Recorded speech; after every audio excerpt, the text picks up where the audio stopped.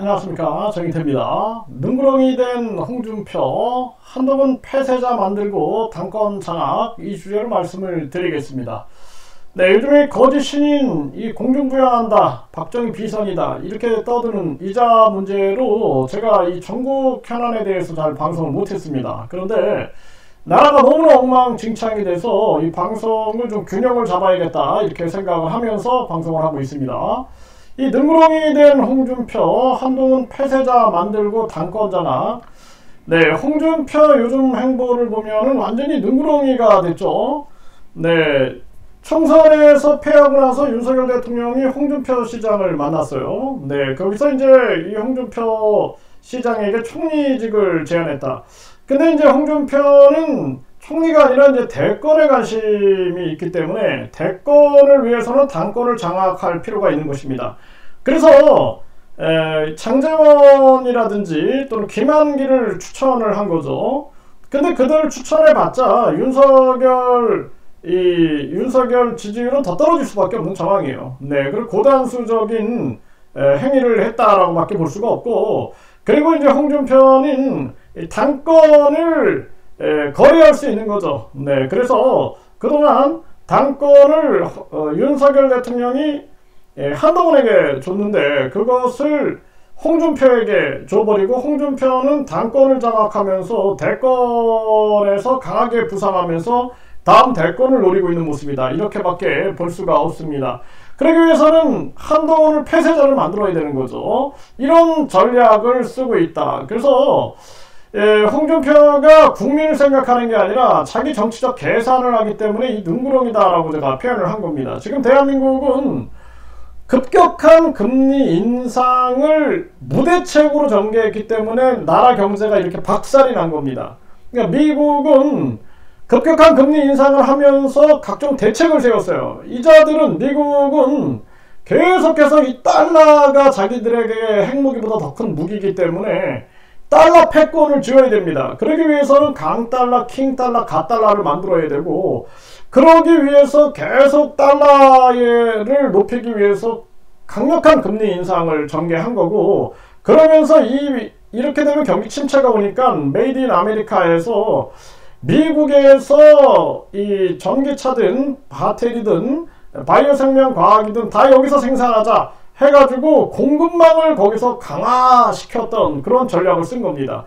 이것을 전개하면서 강달러, 그리고 메이드 인 아메리카, 그러면서 이간질을 막 시켜요. 여러 나라들을 이간질시키고, 전쟁이 터지면 제일 좋아하는 게 미국이거든요. 왜냐하면 전쟁이 터지면 무기를 판매할 수 있는 거예요. 미국은 무기를 판매하고 또 달러가 돌게 되는 거죠. 그러면서 자기들이 지금 달러 점유율이 세계에서 떨어지고 있고, 그리고 지금 러시아나 인도나 그리고 중국이 브릭스 체제에서 달러에 도전하고 있고, 또 많은 국가들이 자기들 자국 돈을 가지고 직거래하는, 그래서 미국의 달러 지배에서 벗어나려고 하는 거죠. 이런 움직임이 있다 보니까 미국은 지금도 또 우크라이나 러시아 전쟁에서 이득을 보고, 그리고 또 중동 전쟁이 터지니 미국은 속으로는 웃고 있을 수밖에 없는 겁니다. 아, 우리는 강달러도 잡고, 그리고 여기서 경기 침체 오는 것도 잡고, 그리고 또 무기 판매해가지고 돈 벌고,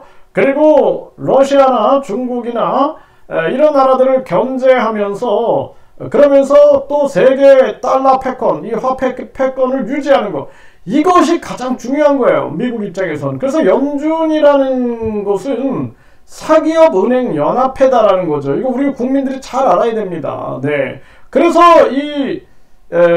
뒤에 큰 자금력을 가지고 있는 투기 세력들이 미국의 세계의 경제를 움직이고 있다 해도 과언이 아닐 정도로 움직이고 있는 그러한 모습이다라는 것입니다. 그러면은 미국은 급격한 금리 인상을 대책을 이렇게 세워놓고 전개했는데, 한국은 그러지 않으니 거지가 되는 거예요. 국민들도 거지가 되고 그 기업도 거지가 되고 있는 것입니다. 그러면은 여기서 이 해법은 뭐예요? 공급망을 확대하고 금리를 빨리 내려야 된다, 우리는. 그리고 우리 경제, 자국 경제를 살려야 된다. 물가를 떠드는 자들은 이거는 다 역적들이다, 저는 그렇게 봐요.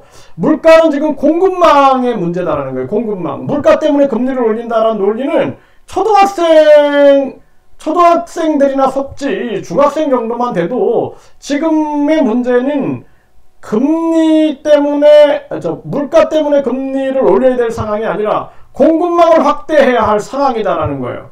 이런 문제를 고민해야 되는데 지금 이 홍준표 같은 경우에도 이런 게 아니라 지금 자기가 당권을 장악해 가지고 당에서 지금 큰 힘을 발휘하는 이 한동훈이를 몰아내고 윤석열과 손잡고 지금 속으로 해야되고 있는 모습이 아니냐. 참 안타까운 정황이 아닐 수가 없는 것입니다. 그래서 이 홍준표는 한동훈 당의 얼씬도 말아야 한다. 배알 없는 짓으로 보수파 망했다. 이렇게 한동훈을 계속 연일 까고 있는 거죠. 그러면서도 내가 본류다. 내일의 태양이다. 의미심장 발언. 이건 이제 결국에는 본인이 대권 주자하고 당권을 장악한다는 것을 보여주고 있는 거고, 굳이 왜 홍준표, 윤가대리, 이준석을 칭찬하는 이유. 그러니까 이준석을 칭찬해가지고 이준석 지지층을 자기에게 선하게 만들고 본인이 당권을 장악하게 되면 이준석을 끌어안아가지고 개혁신당을 끌어안겠다라는 고단수 전략을 쓰고 있다. 이렇게 볼 수가 있는 거고요. 네, 총리 김한길, 비서실장 장제원 추천은 홍준표, 못하면 또 바꾸면 돼. 윤 대통령은 이렇게 했다가는 완전 바보 되는 것입니다. 바보 되는 거. 바보 되는 거예요. 네, 이거는 홍준표는 굉장히 고단수기 때문에 이렇게 되면 망하는 거예요. 국힘도 망하고 윤석열도 망하는 겁니다. 누구만 살아요? 홍준표만 살겠죠.